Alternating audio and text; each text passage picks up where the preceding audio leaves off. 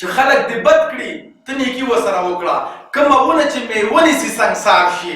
نو که فرض که مونږ او تاسو وایو چې زمونږ فکر پاک دی، سوچ دی، او مونږ د قام خیرخوا یو او مونږ د قام ښېګړه کول غواړو، نو ګورې مونږ به ځان سنګسارېدو ته تیاروو. خلک به راباندې کاڼي وروي، خلک به راسره بد کوي، مونږ به ورسره ښه کوو، مونږ به ورسره بد نه کوو.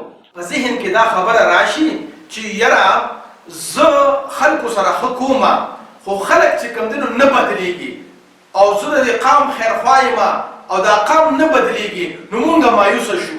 نه جي نه، داسې نه ده پکار.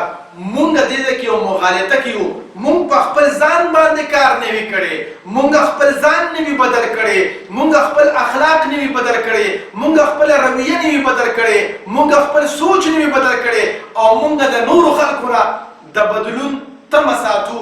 نو کوچرې داسې خلک چې هغه د قام خیرخوا دي او قام بدلول غواړي، اول به خپل سوچ بدلوي، اول به خپله رویه بدلوي، نو وروسته بیا د خلکو نه دی د رویې د بدلولو تمه ساتي. د خدای دپاره پښتنو سانونه وپېژنئ، ستاسو دپاره خو به ځان له پیغمبر نه راځي.